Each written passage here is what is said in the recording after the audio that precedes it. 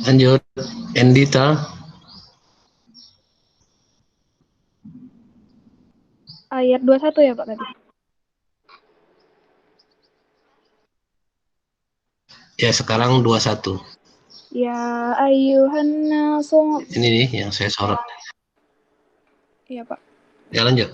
Ya ayyuhan nasu budu rabbakumul ladzi khalaqakum walladzina min qablikum la'allakum tattaqun.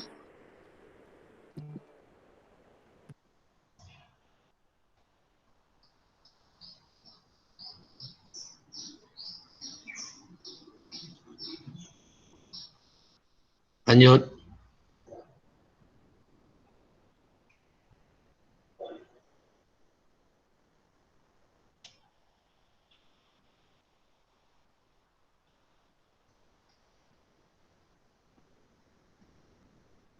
Hendi. Mananya? Allazi ja'ala lakumul ardo firasau was sama abina wa anzala minas samai ma'an fa'akhroja bihi minas samaroti rizqol lakum wala taj'alu lillahi an dadawa antum ta'lamun. Wa in kuntum fi raibin mimma nazzalna ala abdina fa'tu bisuratin min mislihi wad'u syuhada'akum min dunillahi in kuntum shadiqin. Ilham تكن التي خافوها الناس والحجارة أعدت للكافرين. Lanjut. وبشر الذين آمنوا وعملوا الصالحات أن لهم جنات تجري من تحتها الأنهار كلما رزقوا منها من ثمرة رزقا قالوا هذا الذي رزقنا من قبل وأتوا به متشابها ولهم فيها أزواج مطهرة وهم فيها خالدون. Lanjut.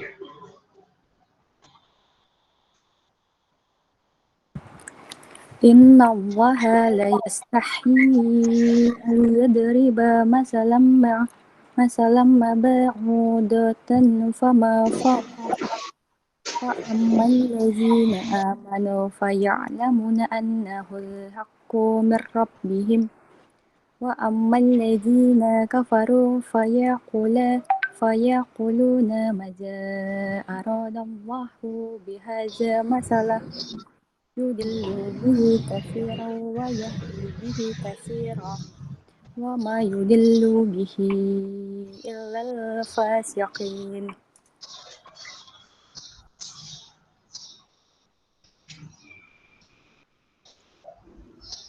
Lanjut. Tadi Rizka belum tadi Rizka kan?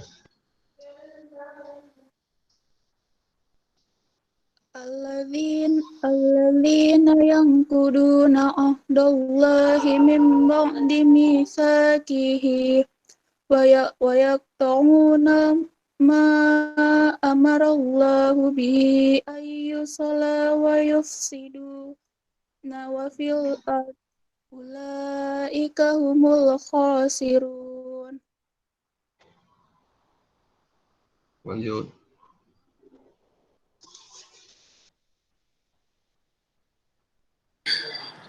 Kaifa ta'kuruna billahi wa kuntum Amwata. Amwata. amwata fa ahyakum summa yumitukum summa yuhyikum summa ilaihi turja'un. هو الذي خلق لكم ما في الأرض جميعا ثم استوى إلى السماء فسواهن سبع سماوات وهو بكل شيء عليم.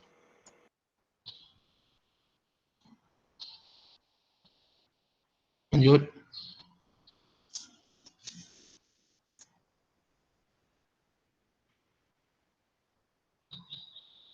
Lestami tadi udah? Oh, Rizka ya belum? Lanjut. وإذ قال ربك للملائكة إني جاعل في الأرض خليفة قالوا أتجعل فيها من يفسد فيها ويسفك الدماء ونحن نسبح بحمدك ونقدس لك قال إني أعلم ما لا تعلمون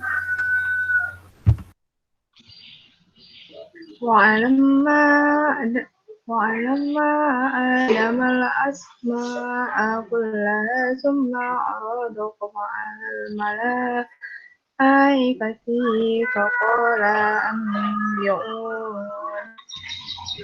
فقال أنبئوني بأسماء هؤلاء إن كنتم صادقين Qalu subhanaka la ilma lana illa ma 'allamtana innaka anta alimul hakim.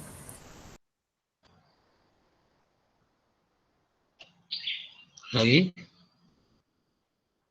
Habis? Qala ya Adamu ambihum bi asma'ihim. Asma'ihim. Bi asma'ihim.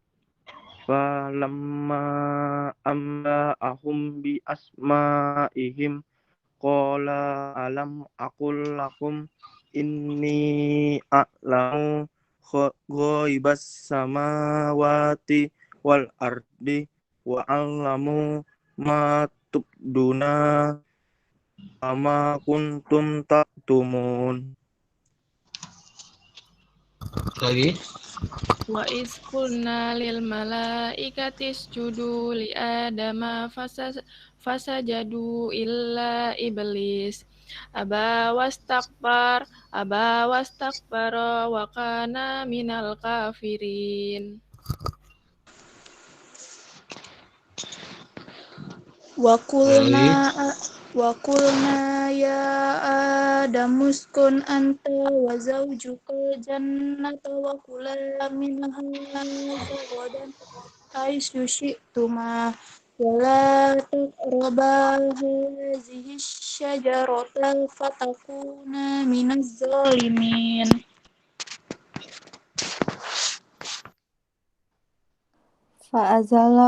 Fa'azallahuma syaitana anha fa'akhrajahuma mimma kana fihi wa qulna bitu ba'dukum li ba'din adu walakum fil ardi mustaqarru wa mata'un ilahin.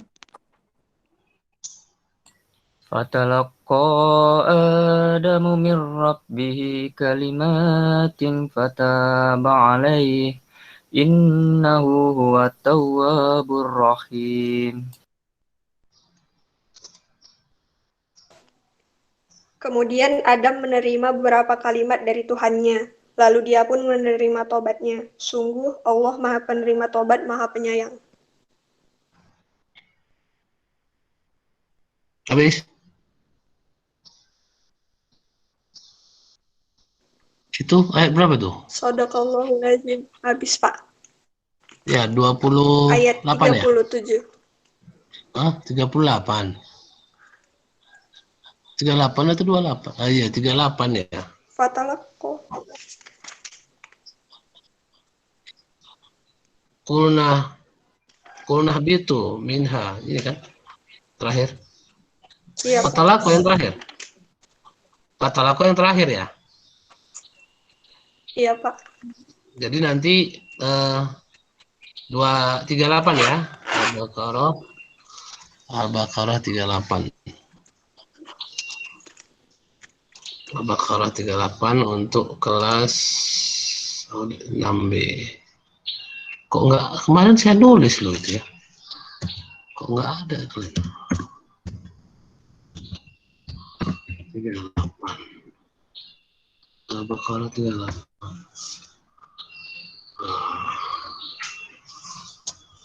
Nampak di WA kan? Al-Baqarah 38 kan?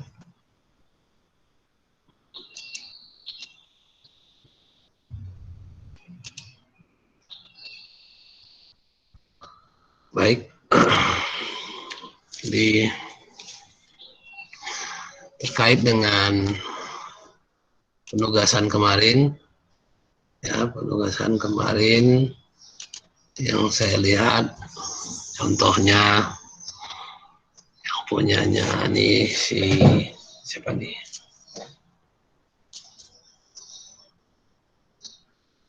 Oh, nggak bisa pula di preview. Agak lemot deh nih. Waduh.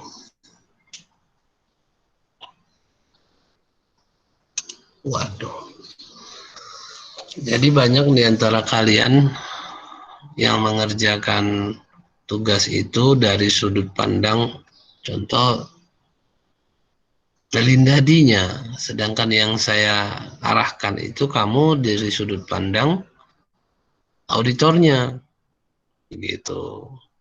Kalau si melindadinya sudahlah ya, memang sudah istilahnya sudah melanggar kan gitu ya, sudah melanggar hukum pun, sudah melanggar hukum. Jadi nah kayaknya sebentar ada yang pakai nih, saya matikan dulu.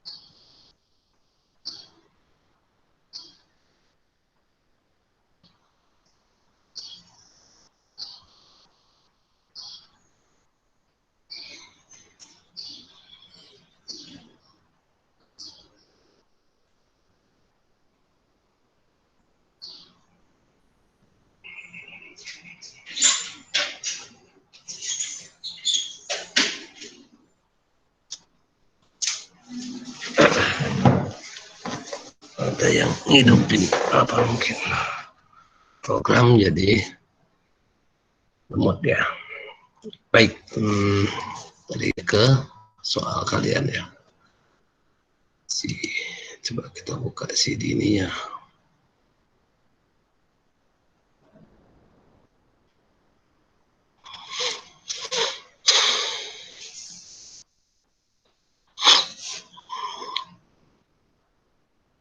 Loh, apa ini? Kok nggak bisa dibuka ya?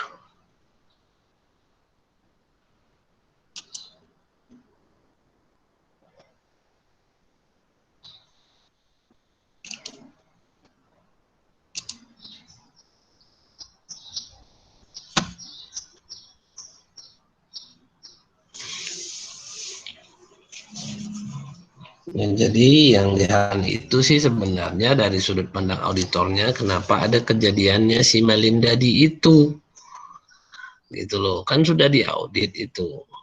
Tapi kenapa kok bisa ada kejadian si Melindadi itu dari sisi auditor?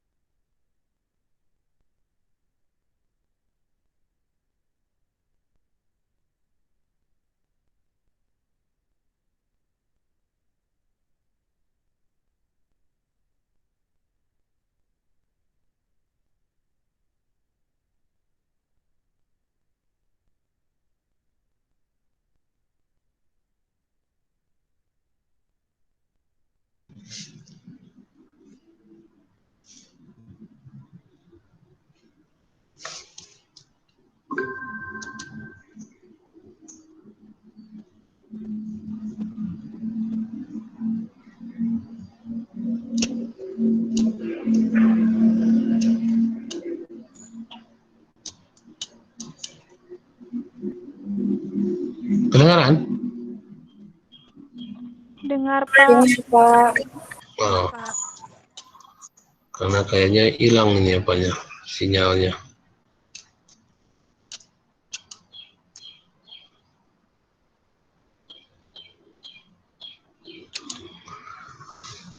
Baik. Jadi yang kalian bahas itu tadinya terkait si Melindadi, ya kenapa bisa seharusnya bisa dicegah kan gitu ya. Seharusnya bisa dicegah dengan kalian mengerjakan konfirmasi kan gitu ya. Kalian di sini kan Melindadi melakukan memasukkan tanda itu ya, memasukkan tanda tangan itu kan bisa dideteksi dengan apa? Dengan konfirmasi. Udah Bapak ada betul tanda tangani kan gitu. Jadi tetap memang harusnya dari sisi auditornya apa yang menjadi kekurangan kode etiknya, dia tidak melaksanakan konfirmasi, berarti itu auditornya. Makanya Melinda bisa melakukan hal-hal seperti yang disebutkan buatnya, mengambil buku tabungan gitu kan. Tapi ya terus terang aja sih, orang kaya pun tak tahu dia berapa sebenarnya saldo di banknya ya, dengan beberapa puluh miliar diambil 100 juta nggak tahu, dia nggak terasa ya kan. Kalau dia ambil berapa, uangnya puluhan miliar, diambil 100 juta mana terasa ya, mana terasa. Itulah, tapi kan butuh konfirmasi atau memang bisa ditarangi dengan konfirmasi. Lalu yang kedua si biasa step putra itu sudah melanggar, banyak kode etik yang dilanggarnya. Nah, tapi itulah bagian dari masukan kalian untuk masalah kode etik. Kita tuntaskan sampai di situ cerita kode etik. Kita masuk ke sudah standar ya, standar Standar itu kan kita cerita awalnya yang berkompeten untuk mengaudit. Nah, saya bisa bilang siapa, kamu bisa, yang pendidikannya akuntansi, kan begitu, dia bisa. Lalu yang kedua, independensi. Kita rule-nya itu ataupun relnya itu, rel kereta api lah, ibarat rel kereta api, relnya itu kita adalah standar audit ya. Jadi kita sudah pahami siapa yang bisa mengaudit. Lalu yang kedua, etika ya, kode etiknya itu, etika profesi. Independensi itu kan termasuk etika profesi, etika independen ya kan. Lalu kemahirannya profesional itu pun termasuk jangan sampai melanggar etika. Kita masuk ke tahap selanjutnya, itu yang perencanaan. Jadi artinya sebelum kamu melaksanakan audit, tentu kamu harus melakukan perencanaan. Ini terkait nanti penugasan ke kamu nanti ya. Setelah nanti kan ada penugasan. Jadi harus tahu memulainya kayak mana. Kan gitu ya. Saya disuruh tugas sama Pak Ismi mengaudit organisasi. Ya. Kamu harus pahami, kamu disuruh mengaudit organisasi. Bisa organisasi profit, bisa organisasi non-profit. Silahkan. Nah, sekarang memulainya kayak mana? Kan gitu. Seperti apa memulainya? Seperti halnya juga standar pekerjaan lapangan, kamu harus memulainya dengan perencanaan. Jadi ada beberapa sih di sini tampilannya ya, terkait dengan perencanaan. Dari beberapa buku bisa kamu lihat. Ini kita ambil tampilannya. Ada dia. Oh, kok nggak ada.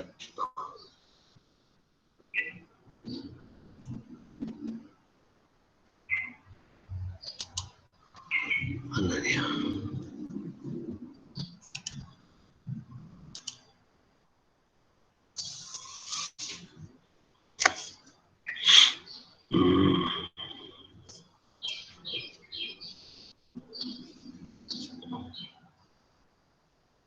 Ini dia.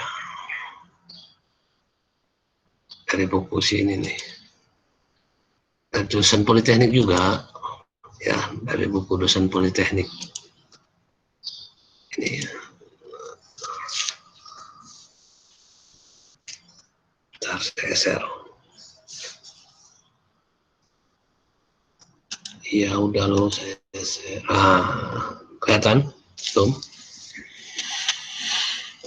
Modern Auditing yang ngarang William C. Boynton. Yang ngarang William C. dosen politeknik ya, California Polytechnic State, dosen politeknik juga dia. Jadi kita ambil dari politeknik juga. Nah, ini overview of the audit process. Jadi, overview of audit process. Nah, jadi di sini pandangan ya, atau istilahnya proses jalannya audit.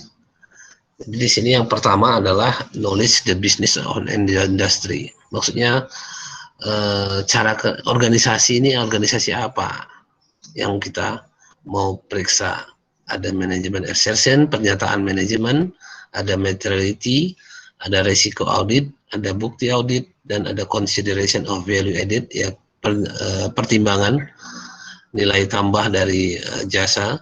Lalu ada communication of funding, ada komunikasi atas temuan. Ini nanti proses ini yang akan kita hadapi. Nah, pertama kali kamu mau memeriksa, ya, pertama kali kamu, oh ini nggak nampak ya, tak besar loh.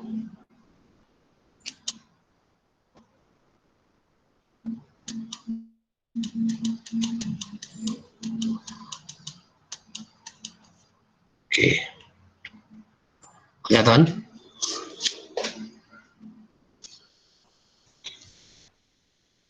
Kelihatan nggak? Kelihatan Pak. Oke. Jadi sebenarnya secara prinsip memulai audit itu seperti apa?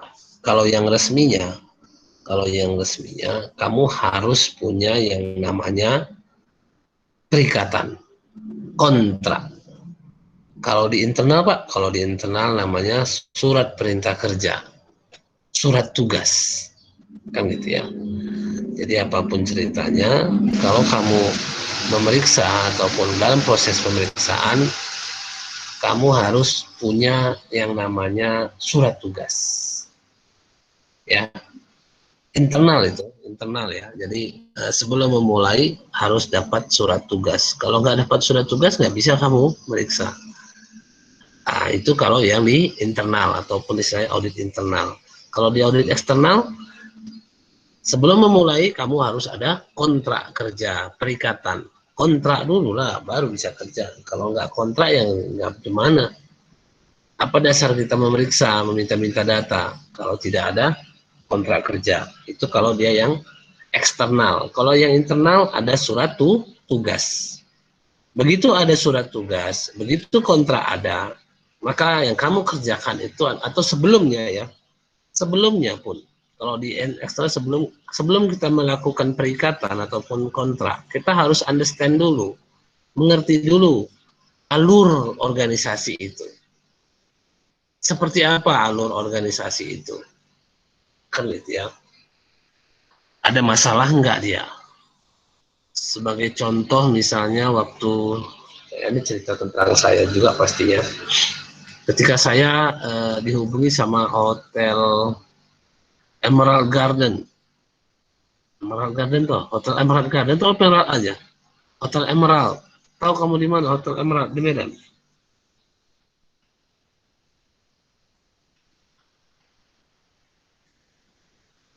Tahu nggak Hotel Emerald di mana?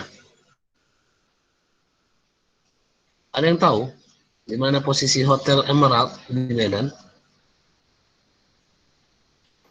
Yang di KLIA Sunarso ya Pak? Di mana tuh?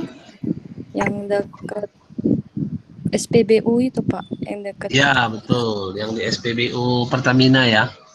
SPBU Ya, Pertamina nih, jalan TPRI ke sana itu. Nah, waktu itu dia menghubungi kami ya, kantor kami untuk diminta diperiksa. Ya kan, oke, kita periksa. Cuman rupanya ketika kita harus understanding di industri, maka kita harus pelajari hotel ini. Seperti apa mengidentifikasi bisnis hotel. Bagaimana pendapatannya, seperti apa biaya-biayanya, kan gitu ya. Lalu di situ disebutkan kita harus mengerti bisnisnya seperti apa, identifikasi relevan financial statement assertion, maksudnya apa-apa saja yang mungkin terjadi yang dilaporkan dalam laporan keuangan. Lalu ini ada make decision materiality sama make decision about audit risk, resiko audit. Jadi kemarin itu seingat saya dia datang, lalu saya disuruh sama pimpinan saya kan manajer kantornya, coba cari tahu dulu informasinya Ismi. Saya bukalah Google. Begitu saya buka Google, rupanya Hotel Emerald Garden itu punya kasus tunggakan pajak 800 juta. Wah, ya kan? Atas dasar, di sini dia di poin yang ini nih, make decision about audit risk. Atas dasar resiko tadi, kita nggak jadi. Gitu. Kita nggak jadi mengauditnya. Resikonya terlalu tinggi. Ya, resikonya terlalu tinggi. Jadi kami menolak ya, kami menolak perikatan ataupun kontrak itu. Itulah yang kami tolak. Tapi kalau yang kami terima ya ada. Ya, misalnya dengan Pupuk Iskandar Muda, dengan apa, dengan perusahaan-perusahaan dari Malaysia, itu ada. Ini kami terima karena tapi kami pelajari dulu. Makanya asiknya jadi auditor itu, ya asiknya jadi auditor itu atau konsultan juga, itu kita menghadapi sangat banyak dunia bisnis. Ya sangat banyak macam ragam bisnis perusahaan. Yang pernah saya alami itu dulu, pertama kali saya mengaudit itu perkebunan. Oh bukan perkebunan, developer perumahan. Jadi saya pahami bagaimana bisnis perumahan dulu ya. Mereka itu ini KPR ya, KPR bukan KPR, dibayari oleh Asabri waktu itu, asuransi angkatan bersih. Jadi apa namanya, DP perumahannya pakai dana Asabri, lalu pemiliknya ngangsur. Saya tahu itu, proses itu, saya pelajari. Kan mereka buat perumahan di daerah-daerah agak jauh-jauh memang. Di Binjai ada, di Langkat ada. Itu yang pertama kali. Yang kedua baru saya ke perkebunan sawit dan karet di daerah Galang. Sekarang nggak tahu tah dari mana dia. Mungkin dia ambil alih. Perkebunan orang Melayu. Namanya PT Serdang Tengah. Ya, PT Serdang Tengah di daerah Galang masuk ke dalam. Nah, itu saya periksa. Nah itu kita pelajari. Seperti apa dunia usahanya. Kan? Sehingga banyak pengetahuan kita sebenarnya. Nah, jadi kembali ke yang tadi. Jadi kalau mau memulai menu audit, kita harus tahu dulu bidang usahanya apa. Ini terkait nanti dengan penugasan kalian. Kalian kan saya tugaskan nanti di setelah MIP ini. Setelah MIP ini kalian akan ditugaskan untuk memeriksa, mengaudit organisasi real ya. Organisasi real. Baik yang profit motif maupun yang non profit. Paham maksudnya ya? Mudah-mudahan paham kalian. Baik yang profit motif maupun yang non profit, yang organisasi bisnis maupun yang non organisasi bisnis. Kamu bisa ngaudit. Kamu harus pilih satu. Nah, sebelum kamu memulainya, kamu harus pahami dulu apa namanya, lingkup bisnisnya. Apa contohnya? Misalnya kamu memeriksa sekolah misalnya. Sekolah SD, SMP, sama SMA atau TK, SD, SMP misalnya. Toko TK aja pun jadi. Itu organisasi, Pak. Menurut kamu TK, sekolah TK itu organisasi nggak?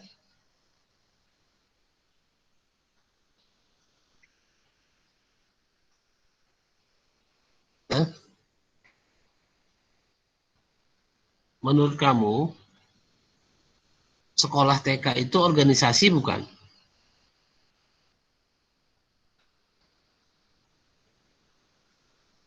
Mananya kalian? Tidur, Len? Iya. Inilah kalian kan? Iya, Pak. Apa iya? Organisasi. Organisasi. Kenapa?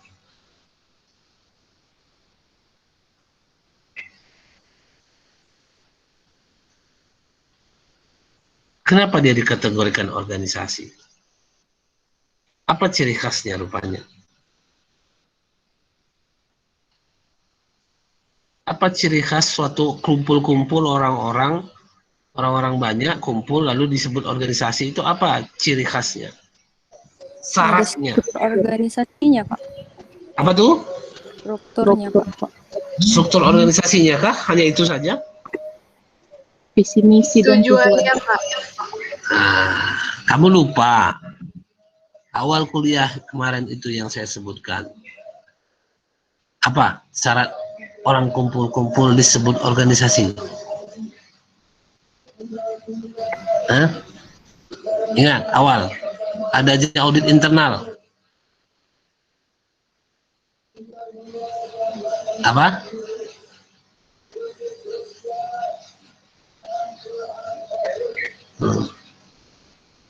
Apa? Terkait dengan urgensi audit internal. Orang kumpul-kumpul disebut organisasi kalau ada bukan sekedar struktur. Struktur itu bagian dari A. Apa jadinya? Harus ada? Iya, lama kali pun. Apa tuh? Iya, itu POAC. POAC. Planning, Organizing, Actuating, Controlling. Yang job itu kamu bilang tadi, struktur organisasi itu kan di actuating, ya kan? Actuating, organizing, pelaksanaan apa organisasian, pengaturan job description, organizing. Nah, itu maksudnya. Jadi ketika ada organisasi itu, sekolah SD ada POAC-nya, Pak. Ada, lebih bilang. Dia kan ada rencana kerja sekolah. RKS ada. Kalau enggak ya bukan sekolah namanya. Kan gitu ya. Mereka ada RKS-nya. Jadi ada rencana, ada PO, ada organizingnya, ya siapa kepala sekolahnya, siapa ini, lalu ada pelaksanaannya, ada kegiatan kelihatannya, nampak ada kegiatan, lalu ada diawasi. Biasanya diawasi dalam bentuk awasan atasan langsung, kan gitu ya, atasan langsungnya yang jadi pengawasan misalnya. Seharusnya ada, kalau nggak ada departemen audit internalnya Pak, berarti memang belum sempurna. Ya belum sempurna, PO aja dia, C-nya nggak ada, POA dia. Poa gitu ya, harusnya POAC kan, POAC ini poa aja dia. Tapi kontrol itu bisa saja diambil alih oleh pimpinan ataupun owner, pemilik. Nah, jadi nanti silahkan kalian mulai sekarang peter itu, santer nih, mana organisasi yang mau saya audit nanti. Dan pahami bisnisnya ataupun pahami jalan siklus kegiatannya. Ya pahami. Loh, kalau nggak paham gimana maksudnya? Ya udah, kalau misalnya apapun itu kan tinggal tengok aja di Google seperti apa. Ya kan? Perusahaan apa yang mau saya periksa? Oh, itu perusahaan siapa, Pak? Katanya kan. Ya terserah kalian perusahaan siapa. Nah, kembali ke tadi. Bagaimana memulai audit? Apa langkahnya? Langkahnya adalah yang pertama perikatan. Oh, bukan di sini nampak perikatan itu, sebentar. Dia di sini, perikatan itu nampaknya di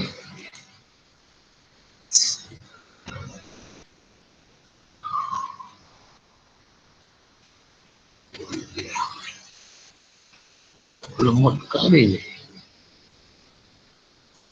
Oh, di sini.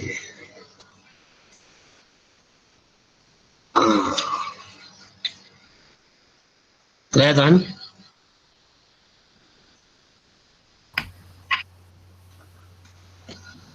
Kelihatan gambarnya? Catnya? Kelihatan Pak. Kelihatan ya catnya ya, melakukan aktivitas perikatan, memutuskan apakah akan menerima perikatan, membuat daftar faktor risiko yang mempengaruhi perikatan. Nah ini, jadi awalnya itu perikatan atau istilahnya kontrak kerja. Nah kalau kalian sih kesepakatan namanya. Jadi nanti ketika setelah MIT, kalau sudah kamu harus melaksanakan pemeriksaan, kamu harus ada perikatan ataupun ya surat tugas. Organisasi mana Pak? Ya cari. Ya nggak ada yang mau. Ya ini kerjaan yang model saya ini udah saya lakukan hampir lebih 5 tahun.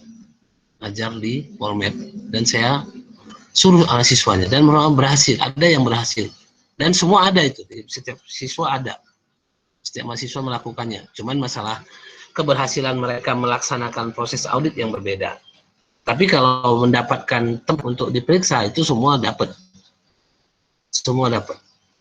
Ya, jadi sekarang kalian cari itu nanti.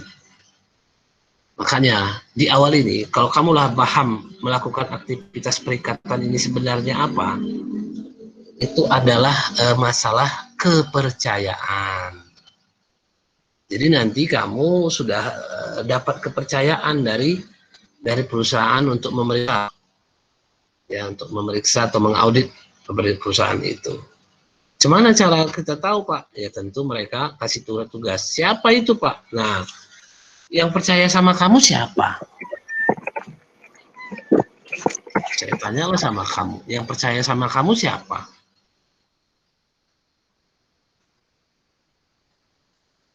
Yang percaya sama kamu itu dominannya, yang kemungkinan besarnya adalah family, saudara. Jadi nanti kamu tak carilah saudara-saudara atau family kamu yang punya usaha, organisasi, dia ketuanya misalnya, atau yang paling tinggi di situ. Sehingga kamu bisa memeriksa atau melakukan praktek pemeriksaan atau melakukan praktek audit di organisasi itu. Paham? Saudara-saudara dulu lah. Ya, nanti kamu sudah dapat, percaya dia, baru kamu bisa periksa. Kan itu dapat surat tugas, baru kamu laksanakan proses pemeriksaan. Kan gitu. Nah, ini adalah momentum yang paling baik ya, Lebaran ini misalnya. Saya nggak pernah jumpa saudara lagi, Pak, COVID, Pak. Ya, ini bisanya ini. Udah longgar lagi COVID-nya kan. Udah nggak begitu parah lagi COVID-nya itu. Ya, jadi udah mulai berjalan. Jadi silahkan kamu meriksa. Pas Lebaran ini kan jumpa sama saudara-saudara paling tidak. Nah, disitulah kamu jalin komunikasi. Tanya, mana wa, om, tante, maci, paci, opung, tulang. Nah, tanyakan. Kalau memang ada usahanya, boleh nggak saya praktek audit di situ? Langsung aja, ya kan? Boleh nggak saya langsung praktek audit di situ? Kalau bagus, kalau bisa langsung. Mintalah surat tugasnya, Om. Nanti mana surat tugasnya? Nah, nanti baru kita buatkan. Ada formatnya, nanti saya kasih. Dia mau dulu lah, baru kita kasih contoh surat tugasnya yang ditandatangani dan distempel. Paham?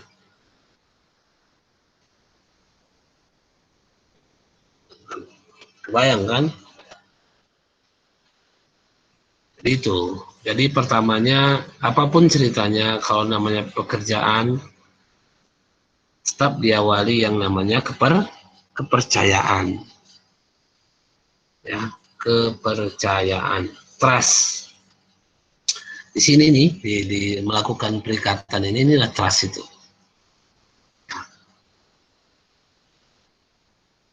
Kalau kamu berharap ada surat riset dari kampus, tidak bisa. Tidak ada surat riset dari kampus. Karena ini bukan riset. Ini memang betul-betul praktek. Ya, beda dengan riset. Ya. Ya, nanti kamu bisa istilahnya mengaplikasikannya. Jadi pertama-tama dalam perencanaan audit itu kamu harus mengerti alur bisnis, model bisnis. Wah, karena ya tanya, makanya ngaudit itu nanti banyak nanya. Ya, ngaudit itu nanti banyak nanya. Kamu yang banyak nanya, bukan kamu yang ditanyain, tapi kamu yang banyak nanya. Silakan kamu yang nanya-nanya. Siklus bisnis di perusahaan atau di organisasi. Organisasi apa, Pak? Ya, masalah organisasi marga kayak bisa juga. Misalnya kan ada organisasi marga dia. Atau arisan ada, Pak? Bisa. Arisan kalau memang jelas rencananya apa.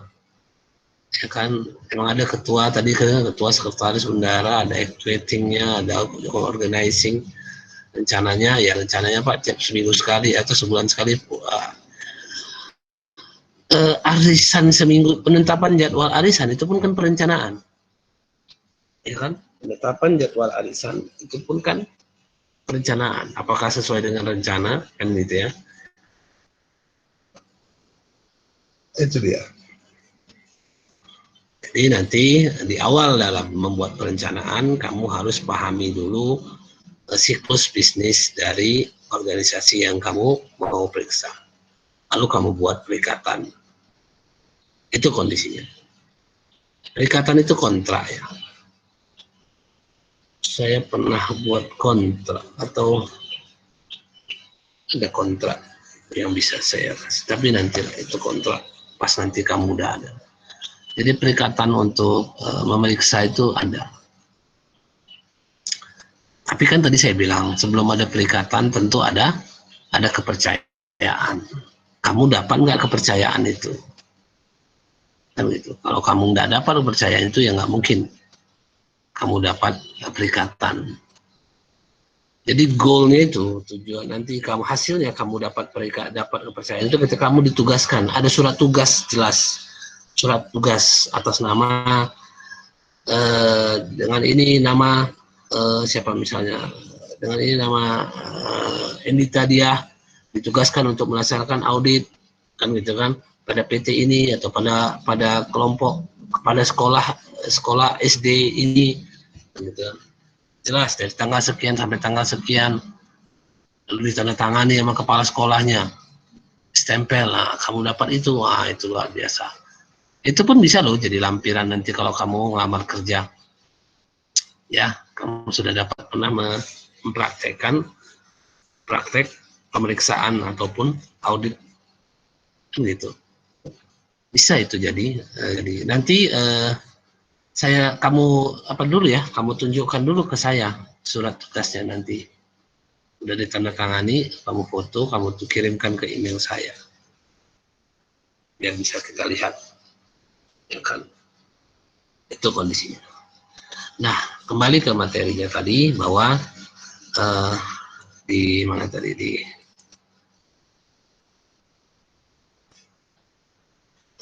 di sini ada rencana audit, itu yang mengembangkan strategi atau rencana audit secara keseluruhan.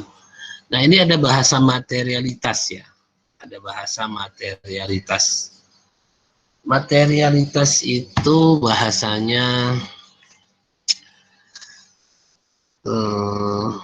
bahasa gampangnya ya, bahasa gampangnya itu tingkat kesepelean, sepele, tingkat diabaikan. Jadi gini, kalau misalnya kamu meriksa aset perusahaan sampai 10 triliun, lalu ada kamu terima waktu kamu periksa ada pengeluaran senilai 1 juta yang nggak ada buktinya. Apakah ini kamu jadikan temuan? Kan gitu kan, apakah ini kan kamu jadi temuan, jadi penyimpangan? Karena nilai asetnya 10 triliun. 1 juta itu ya abu lah. Ya, debu. Gitu ya. Debu yang kayak gitu. Masih dengar, Lem? Masih, Pak. Masih, Pak. Saya di sini tulisan di layarnya you lost your network connection gitu. Nah, ini yang jadi masalah.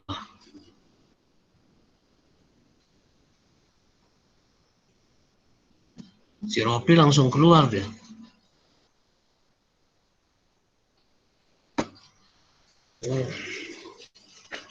Inilah dia.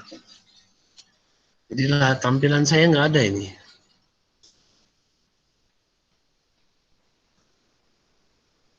Baru masuk.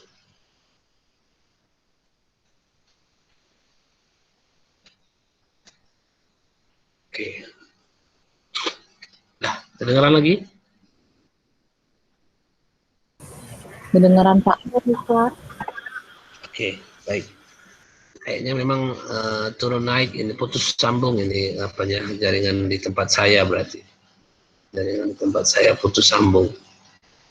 Ya, jadi kelihatan jadi susah.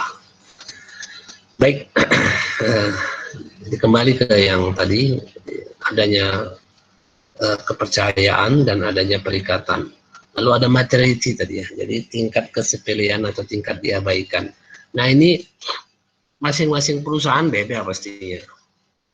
Seperti yang saya bilang tadi, untuk nilai asetnya 8 triliun atau 10 triliun, lalu ada pengeluaran 1 juta yang tidak ada bukti, lalu kamu mau angkat itu, nah itu terlalu naif.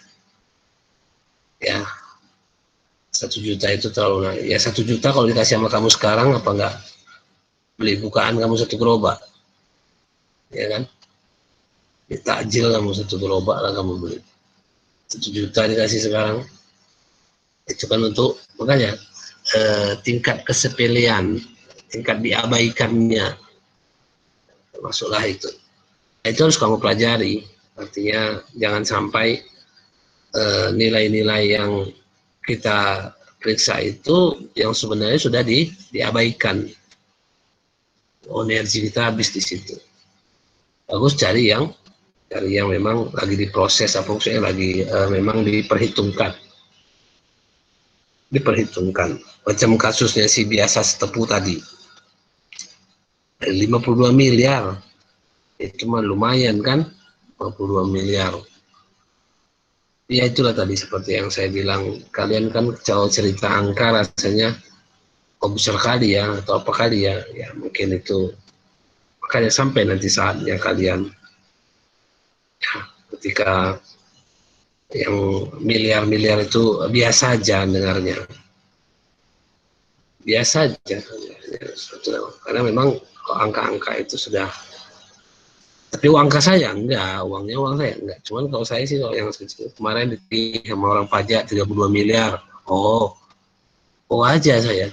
Ya udah sini kita balas suratnya. Dan minta klarifikasi, ya gitu-gitu loh. Berani dia minta 32 miliar, berani nuduh kita ataupun menuntut kita segitu. Itulah kondisinya. Ya, jadi untuk awal di standar pekerjaan lapangan ke pertama itu memang ada perencanaan. Seperti apa perencanaannya? Ya pokoknya artinya kamu dapatkan dulu trust-nya, dapatkan dulu kepercayaannya, baru kamu bisa menyusun perencanaan yang matang dalam bentuk program, kan gitu. Jadi sehingga kita bisa tahu berapa orang yang perlu kita. Jadi waktu itu saya pernah misalnya ngaudit, mimpin orang, satu tim itu 10. Ya, jadi meriksa satu tim 10 orang. Kebetulan saya ketuanya. Ya, jadi baru disusun. Itulah yang namanya staff itu kan gitu ya. Staff itu. Sedangkan saya pun staff juga nya. Bukan saya yang nanda tangani, tapi saya termasuk ketua timnya. Nah yang nanda tangani laporan kan duduk aja lah mikirinnya. Istilahnya nanti dia kan mensupervisi kan gitu ya. Hasil kerjaan kita disupervisi, ditanya-tanyain sama dia. Ini dari mana, kenapa begini, kenapa begitu, ini begini, begitu. Gitu dia. Di perencanaan pun begitu juga. Sebelum ada itu kejadian, kita sudah rencanakan. Berapa orang yang timnya, istilahnya kalau kita, itu yang paling penting ya. Pertama adalah mempelajari situasi bisnis, apa namanya bahasanya tadi di apa, aktivitas bisnis, aktivitas usaha, aktivitas organisasi, itu harus kamu pelajari. Uang masuk keluar kayak mana, siapa yang masuk, siapa yang boleh menerima uang, siapa yang boleh mengeluarkan uang, siapa yang neken cek, kan itu. Siapa kalau misalnya ada aset perusahaan, bagaimana cara memakai aset perusahaan, minjamnya, mobil dinas kayak mana, kan gitu ya. Ya mobil dinas kayak mana, gitu ada prosedurnya. Itu yang kita pelajari. Ya, jadi kembali ke tadi bahwa dalam tahapan ini, dalam tahapan perencanaan audit, ya, dalam tahapan perencanaan audit seperti yang dipresentasikan di layar, bahwa kita harus mengembangkan strategis dan rencana audit secara keseluruhan. Ini ada materialitas diskusi dengan tim audit mengenai strategi audit, ya kan.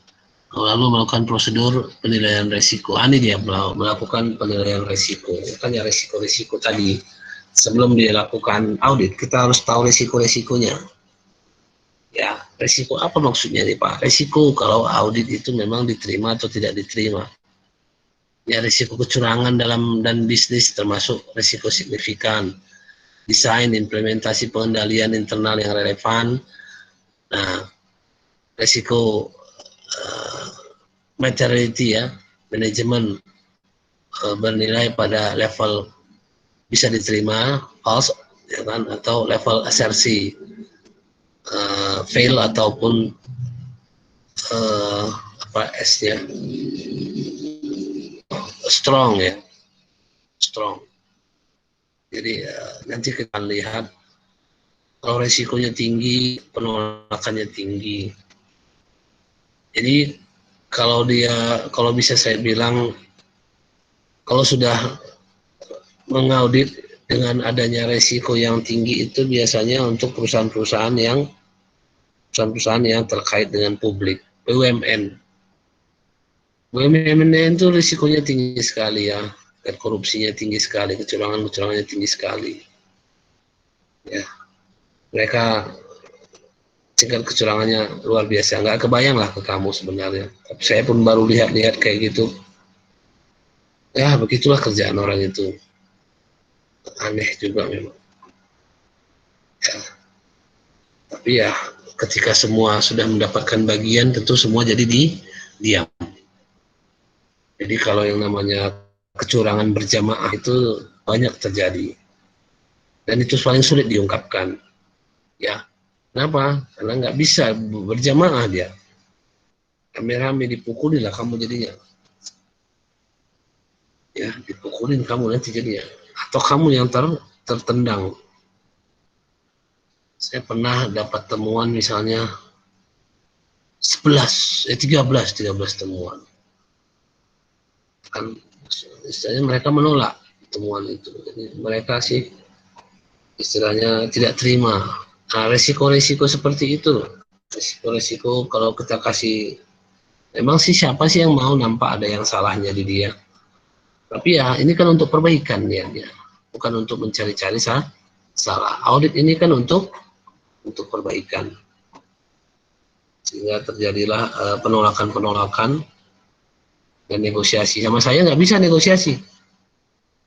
Akhirnya dia sama atasan saya, bos saya.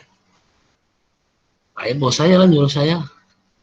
Ismi ini, Ismi itu, Ismi hilangkan ini, Ismi hilangkan itu. Ya udah. Pasrah lah kayak gitu. Ya, pasrah Bapak. Iya, ya cuman lagi kerjaan seperti itu. Kan kerjaan seperti itu. Ya, saya kira itu. Jadi ini materi untuk apa ya? Materi untuk perencanaan rencana audit. Demikian saja, kamu lihat lagi nanti di tempatnya. Tapi yang kita mau nanti fokusnya di struktur pengendalian intern. Di pertemuan ke depan kita akan bahas struktur pengendalian intern. Ini adalah bagian dari menilai perusahaan di awal. Ya, jadi kan di standar pekerjaan lapangan kedua kan disebutkan pemahaman terhadap struktur pengendalian intern. Itu harus menjadi keharusan. Nah, itu yang nanti kita bahas di pertemuan ke depan. Untuk perencanaan audit ataupun memulai audit, kita padakan sampai di sini. Ada pertanyaan?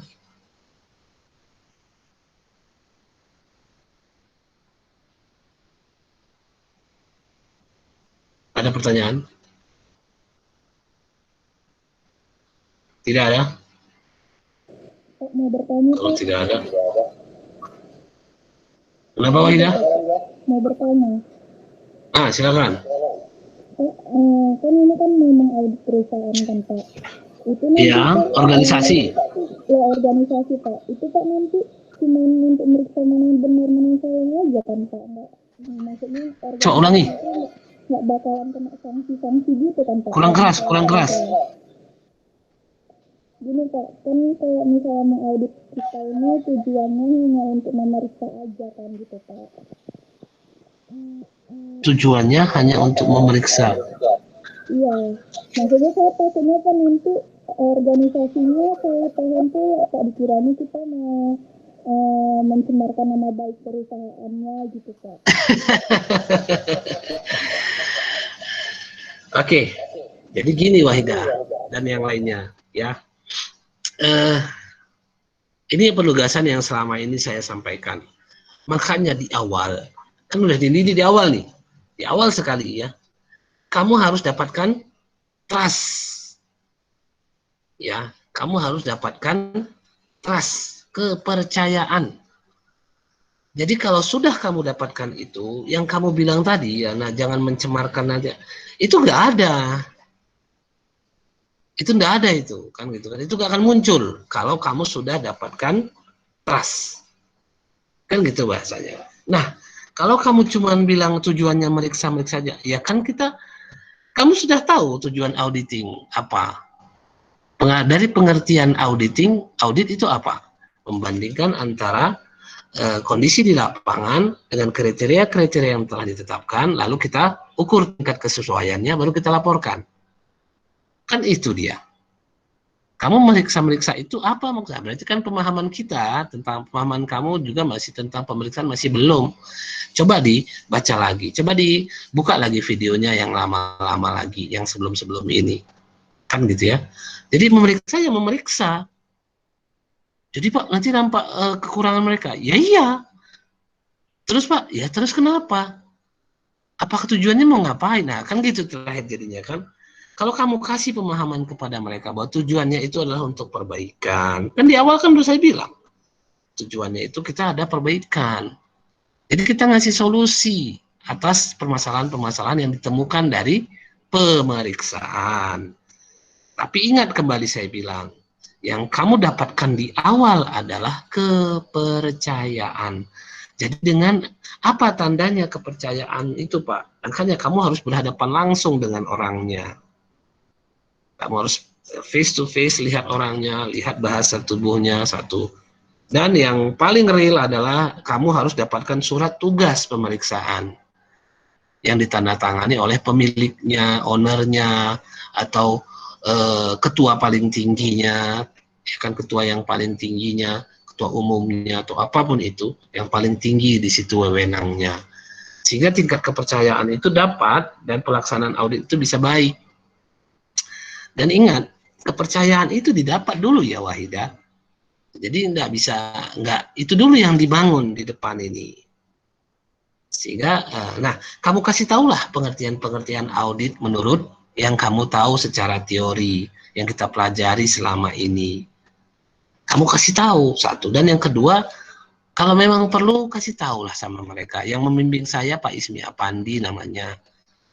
Dia auditor, akuntan, real, gitu loh, bukan akuntan pendidik, tapi akuntan memang praktisi. Itulah yang membimbing kamu.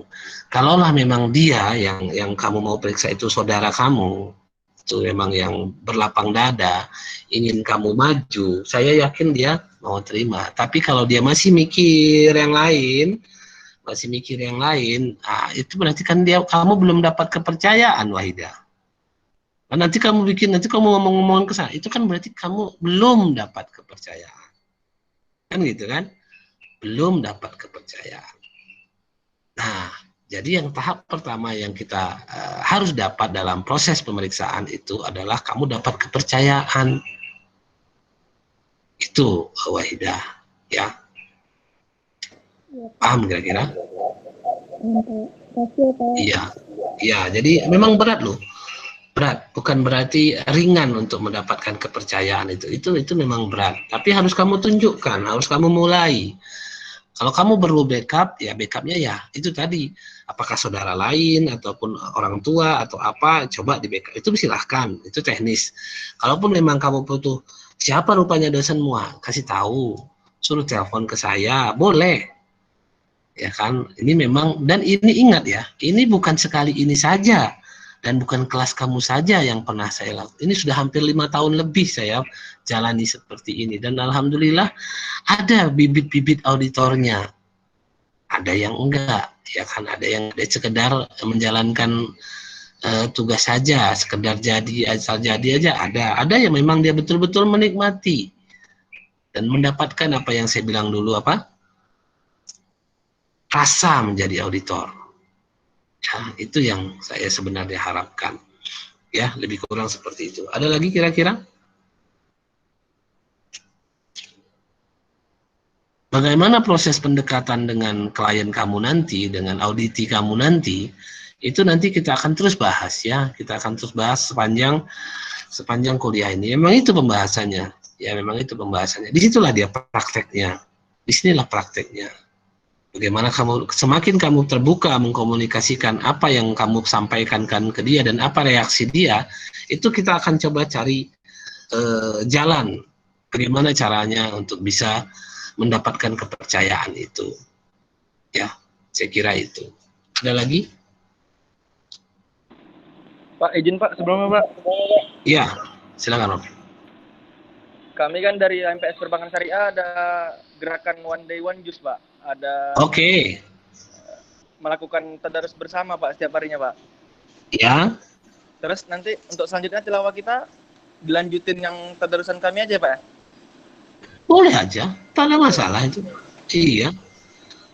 Oke, One Day One Juice. Jadi ya bagus, semua ikut ini sini. Iya Pak, semua Pak, semua perbankan syariah Pak, setiap kelasnya Pak. Ya, bagus. Iya Pak. Cocok. Oke, aman itu, Robi. Baik Pak, terima kasih. Ada lagi yang lain? Iya. Ada lagi yang lain? Untuk auditnya itu kan Pak, dia kegiatannya nggak di satu tempat aja gitu kan Pak. Ini dia tuh kegiatannya di beberapa tempat gitu Pak. Itu perlu melakukan periksaan di beberapa tempat gitu Pak. Oke. Gitu, Pak. Baik. Nah, itu kan tahap belajar kita nanti, Wahidah. Jadi, coba lihat tahapan pembelajaran kita. Standar pekerjaan lapangan, kita harus merencanakan. Yang kedua, struktur pengendalian intern dipahami. Struktur pengendalian intern organisasi itu kita pahami untuk menentukan apa tadi? Sifat, saat, dan lingkup pemeriksaan. Sifat, saat, dan lingkup pemeriksaan. Ingat kemarin. Kalau kamu sudah paham struktur pengendalian intern, apakah perlu kita lingkup kan gitu ya? Apakah lingkup pemeriksaan perlu diperluas sampai ke masing-masing atau satu saja? Itu tergantung pemahaman kamu tentang struktur pengendalian intern organisasi. Ya. Nah, bagus, Wahidah sudah istilahnya sudah terpancing untuk itu ya, sudah terpancing untuk itu pemikirannya. Artinya memikirkan nanti kayak mana? Iya memang. Apakah semua Pak? Ya tergantung kamu pahaman. Makanya nanti di struktur pembelajaran tentang struktur pengendalian intern akan kamu dapati cara-caranya. Apakah begitu kamu lihat struktur pengendalian internnya strong, kuat, atau lemah, kan gitu kan. Nah, kalau lemah seperti apa kita harus? Yang lemah itulah terkadang dia harus semua sampelnya. Tapi kalau dia strong, kuat, sistemnya, mereka kuat, sistemnya orang-orang yang dipercaya, tidak pernah ada kasus begini, tidak ada konflik di mereka, itu udah bagus. Itu berarti struktur pengendalian internnya secara ini ya, secara kasat ya, strong, kuat, ya udah nggak usah kita keliling-keliling, cukup di kantornya aja. Itu dinamis, Wahidah, dinamis dan istilahnya sangat tergantung pada kondisi di lapangan. Tidak sama semua, nanti di organisasi yang Wahidah periksa, apakah perlu ke lapangan semua, atau nanti yang diperiksa sama si Rofi, apakah perlu ke lapangan semua, kan gitu kan, itu tidak bisa sama, makanya itulah jadi bahan diskusi untuk kita nanti. Ya, Wahidah, terima kasih, selamat semangatnya, ya mudah-mudahan bisa tertular ke yang lain, kan gitu ya. Kalau si Rofi ini, kamu pengurus Rofi, HMPS? Iya Pak, cuman anggota Pak. Anggota? Nah, iya Pak. Kalau anggota aja, bisalah kamu periksa HMPS-nya.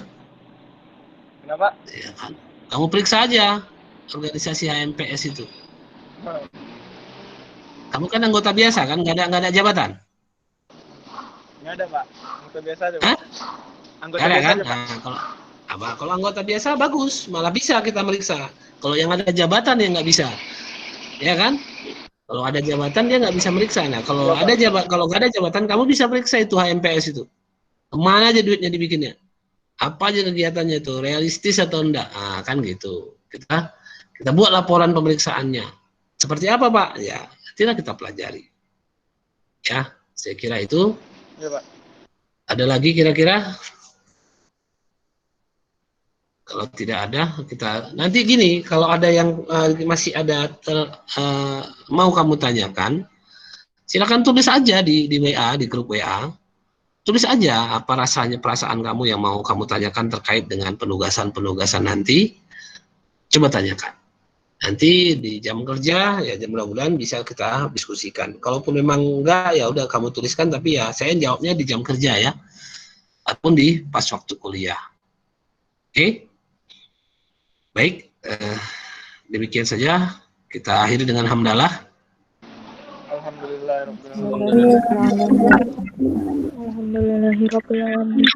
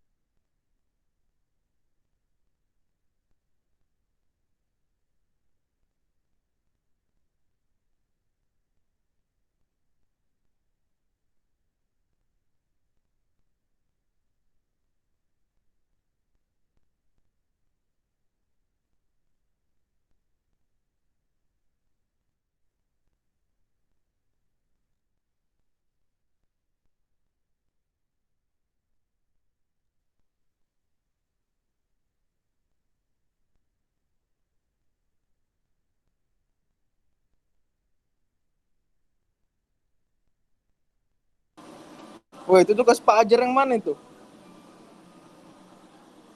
Halo. Nah, nggak ada yang jawab, Pak.